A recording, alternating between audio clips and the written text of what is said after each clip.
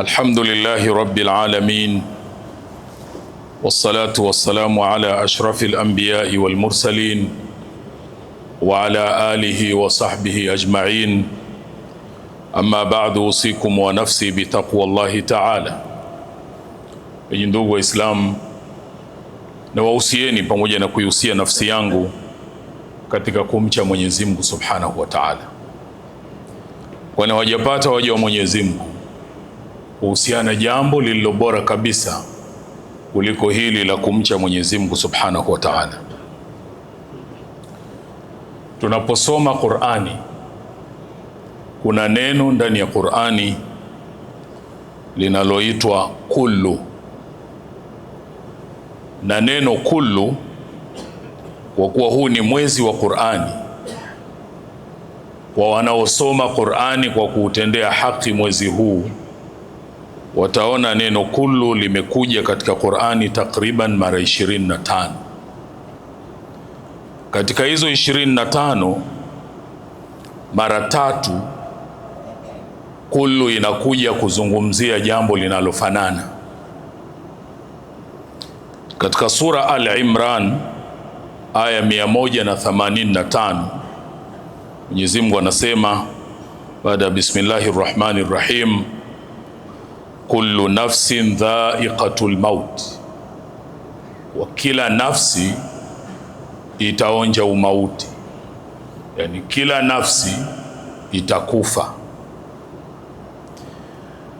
Katika suratul Qasas aya ya 88 Mwenyezi Mungu anasema baada ya bismillahir rahmanir rahim, kullu shay'in halikun illa wajha, kila kitu kitakufa, kitamalizika isipokuwa yeye Mwenyezi Mungu. Katika suratul Rahman Mwenyezi Mungu anasema aya 26 baada ya bismillahir rahmanir rahim, kullu man alaiha fanin, kila kilichopo juu ya uso wa ardhi kitapotea. Kullu 3 zinazungumzia kumalizika, kuisha, ikiwa na maana sisi tutambue, tuzingatie kama huu ndio ukweli, na hakuna anayeweza kusema kweli zaidi ya Mwenyezi Mungu Subhanahu wa Ta'ala. Maana yake panahitaji maandalizi. Mmoja katika masahaba anahadithia kwamba siku moja walikuwa na Bwana Mtume sallallahu alaihi wasallam kwenye janaza, wanazika. Mtume sallallahu alaihi wasallama akakaa kwenye ukingo wa kaburi lile, akalia mpaka ule mchanga uliokuwa unadondokewa na machozi yake ukaroa. Kisha akasema, ya ikhwani, enyi ndugu zangu, limithli hadha fa'iddu, kwa mfano huu mmeona tulivyomzika mwenzenu, jiandaeni. Kwa kuwa kullu man alaiha fani, na kwa kuwa kullu nafsin dha'iqatul maut, na kwa kuwa kullu shay'in halikun illa wajha, limithli hadha fa'iddu, kwa mfano huu sisi tujiandae. Na maandalizi mazuri kabisa ni haya ulioyaanza kwenye mwezi wa Ramadhani. Pengine kabla ya Ramadhani ulikuwa huswali hata Ijumaa. Haya ndo maandalizi mazuri. Muombe Mwenyezi Mungu, fanya bidii baada ya Ramadhani hii iwe ndo tabia yako, usitoke tena. Maandalizi mazuri ni haya mema unayoyafanya sasa hivi. Maandalizi mazuri ni pale unapojiepusha kusema wengine, kusengenya na kufanya yasiyofaa. Hayo ndiyo maandalizi yaliyo ya sawa sawa. Hata lengo la funga ya Ramadhani ambalo tumeambiwa ni uchamungu, tumeambiwa moja ya nguzo za uchamungu ni al-istidadu liyaumi rahil, ni kujiandaa na siku ya kufa. Mwenyezi Mungu Subhanahu wa Ta'ala katika suratu Fatir anatueleza aya 37 kwamba ametuletea muonyaji. Huyo muonyaji katika maisha yetu anatuonya ya kwamba siku zetu za kukaa ulimwenguni zinaondoka. Muonyaji kazi yake ni kutuonya tujiandae, tufanye maandalizi mazuri. Na wanazuoni wakafasiri Mwenyezi Mungu aliposema wajaakumun nadhir, amekujieni muonyaji. Wengine wakafasiri ni pale unapofikisha umri wa miaka 40, wengine wakafasiri 60.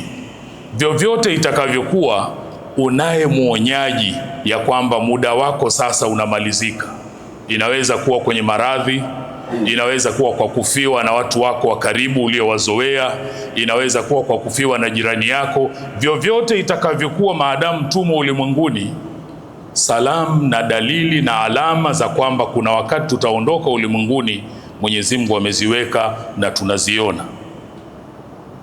Bwana Mtume sallallahu alaihi wasallam alipoambia masahaba wamuonea haya Mwenyezi Mungu, ukweli wa kumuonea haya, wao walimjibu wakamwambia, mjumbe wa Mwenyezi Mungu, sisi bwana tunamuonea haya Mwenyezi Mungu alhamdulillah. Akawaambia sio hivyo.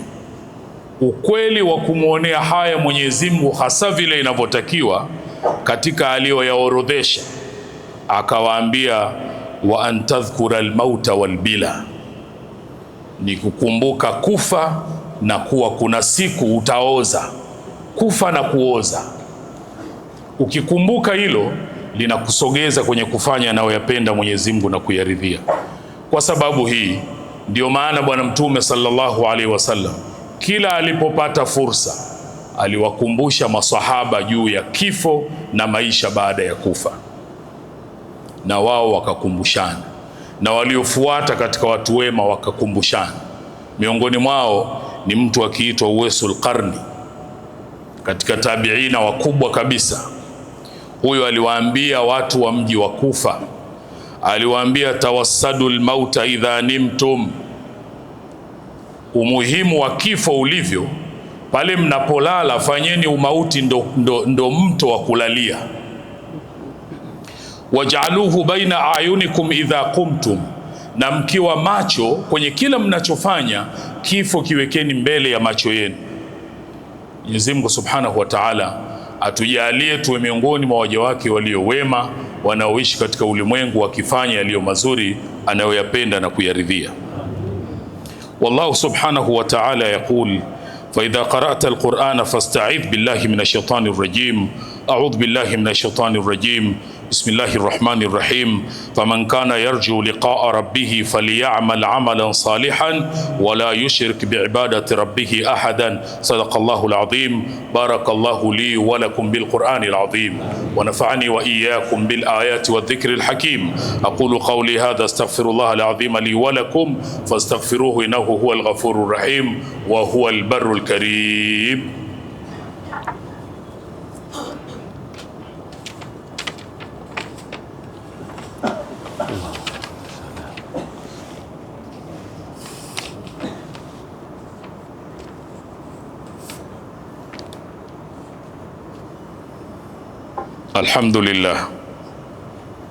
الحمد لله رب العالمين، والصلاة والسلام على أشرف الأنبياء والمرسلين وعلى آله وصحبه أجمعين. أما بعد، أوصيكم ونفسي بتقوى الله تعالى. Ndugu Waislamu, na wausieni pamoja na kuihusia nafsi yangu katika kumcha Mwenyezi Mungu Subhanahu wa Ta'ala, kwani hawajapata waja wa Mwenyezi Mungu kuhusiana jambo lililo bora kabisa kuliko hili la kumcha Mwenyezi Mungu Subhanahu wa Ta'ala. Aya hizi tatu zote zinathibitisha ya kwamba Mwenyezi Mungu ameandika kumalizika kwa kila kitu, kwamba kuna wakati kitakwisha.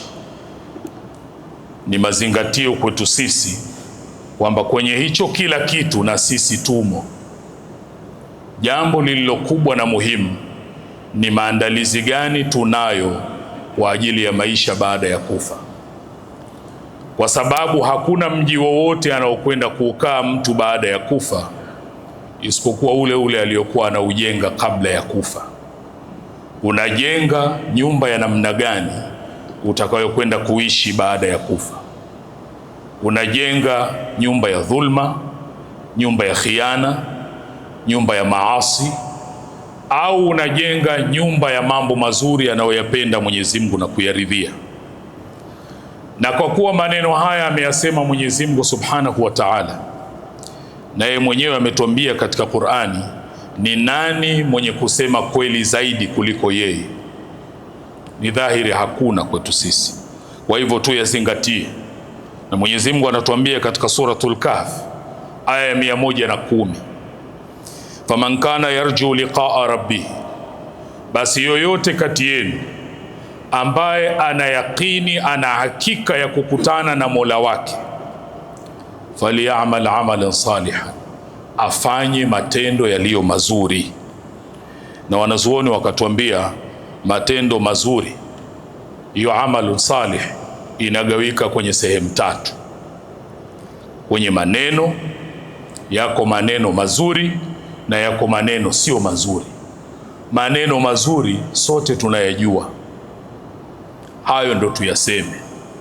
Maneno yasiyo mazuri sote tunayajua, hayo tuyawache. Na yako matendo mazuri, matendo mazuri tunayajua, tuyafanye. Mabaya tuyawache. Tusifanye matendo mabaya tukayapa majina mazuri, haisaidii kuyafanya yawe mazuri. Na kisha nia iliyo njema. Matatu haya ndio yanakusanya kwenye kile alichosema Mwenyezi Mungu, matendo mema. Mwenyezi Mungu atuwafikishe tuyafanye matendo mema anayoyapenda na kuyaridhia. Mwenyezi Mungu atujalie tuwe miongoni mwa waja wake walio wema, ambao umauti wanaufanya ndo mto wao wa kulalia. Wakiwa macho wanauona umauti kwenye kila wanachofanya, wanakaa kwenye mstari wa sawasawa kufanya anayoyapenda Mwenyezi Mungu na kuyaridhia. Kisha kwa mafundisho mazuri haya aliyotuletea Bwana Mtume sallallahu alaihi wasallam, Mwenyezi Mungu akatuamrisha jambo alilolianza yeye mwenyewe, kisha akalifuatisha kwa malaika, na akamalizia kwetu sisi kwa kutuambia, inna Allaha wa malaikatahu yusalluna ala nabi ya ayyuhalladhina amanu sallu alayhi wa sallimu taslima. اللهم صل وسلم على سيدنا محمد وعلى آله وصحبه أجمعين، خصوصا منهم أمير المؤمنين سيدنا أبي بكر الصديق، أمير المؤمنين سيدنا عمر بن الخطاب، أمير المؤمنين سيدنا عثمان بن عفان، أمير المؤمنين سيدنا علي بن أبي طالب، بقية العشر بشرين بالجنة، وأن أزواج نبيك وعمي وسبتاه ذوي الإخلاص والصفا.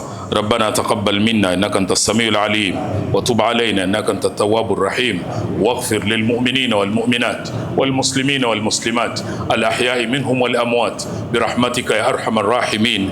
عباد الله، إن الله يأمر بالعدل والإحسان وإيتاء ذي القربى وينهى عن الفحشاء والمنكر والبغي يعظكم لعلكم تذكرون. فاذكروا الله العظيم يذكركم، واشكروه على نعمه يزدكم، ولذكر الله أكبر. الله يعلم ما تصنعون. أقم الصلاة.